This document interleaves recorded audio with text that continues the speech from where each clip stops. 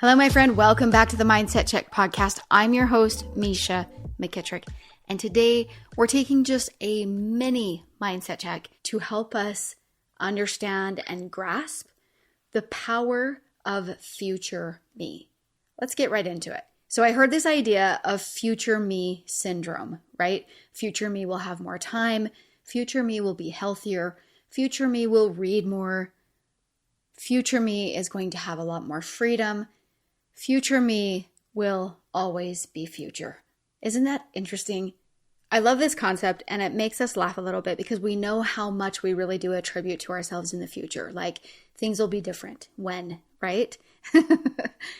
And as this idea that I was pondering about future me and how much we place it out in front of us, right? Which is away from us. Think about Pavlov, right? Isn't it Pavlov that dangles the carrot and then the animal is continually like going after the carrot, but the carrot is always in front. So it is giving a visual idea that if we keep going, there's going to be a reward. But unless something changes, that carrot never actually makes it to the animal's mouth, right? Because it's suspended on a stick, on a string, to be in front of it for the vision to be there. So as I was contemplating this, I was telling my son one morning, I was like, I don't really feel like working out, and I've got to muster up some desire. And he goes, Mom, what would future you say? And I loved it because I thought, you know what? He is right. He is right. And that's a great way to look at our life, is what would future me want me to do today? Because that essentially puts the carrot in our mouth. Because as long as you are a believer that the future will be different, it won't be. Surprise. Newsflash. The way to change your future is through the present moment, through already embodying what you envision. To feed your mind beliefs that future is happening now. And to allow yourself to kind of play in this little tug of war between reality and make-believe. But the truth is really just trying to feel the feelings. That's the trick.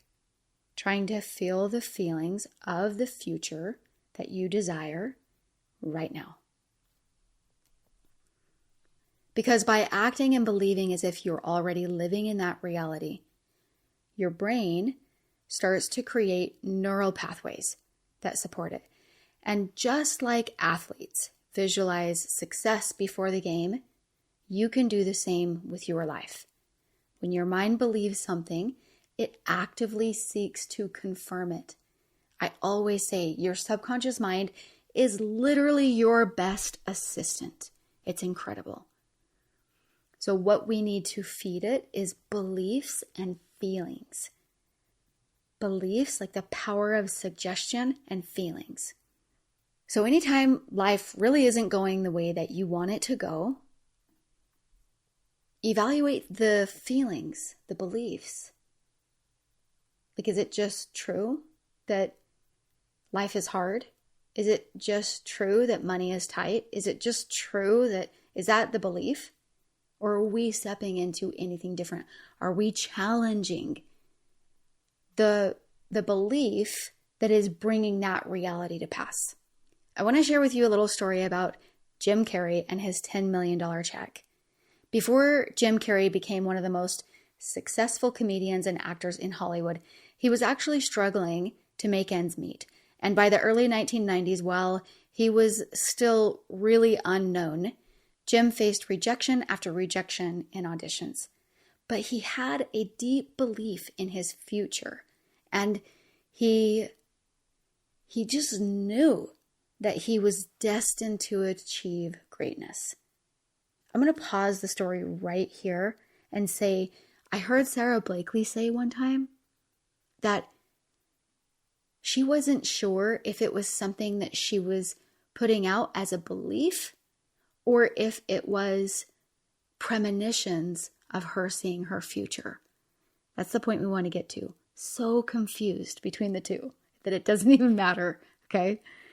So back to Jim Carrey. One night he's sitting on Mulholland Drive in Los Angeles, and he decided to take this really bold step.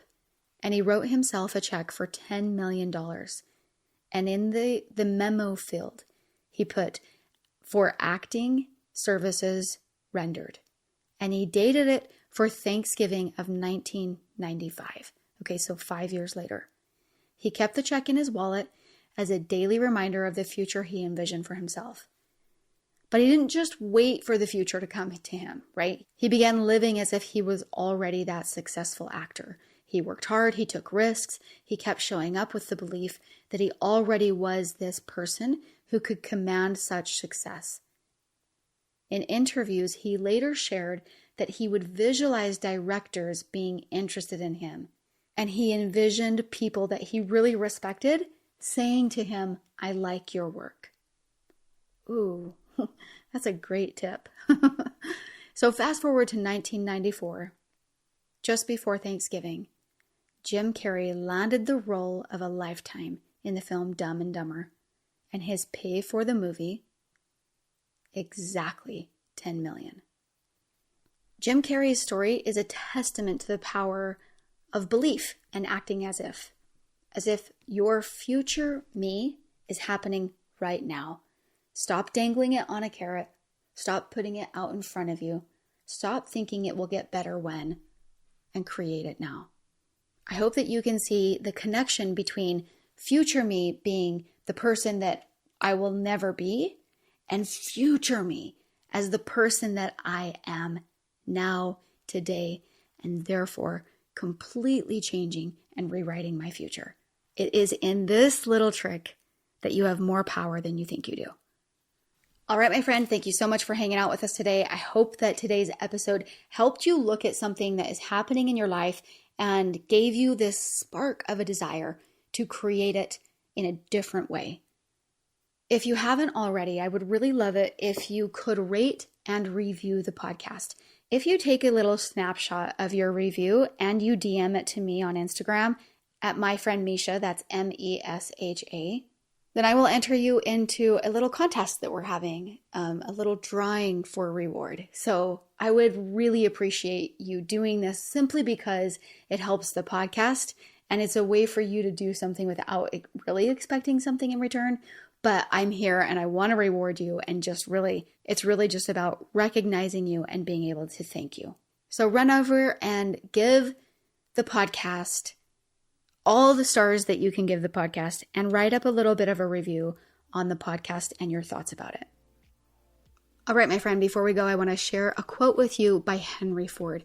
And he says, whether you think you can or you think you can't, you're right. I'll see you next week.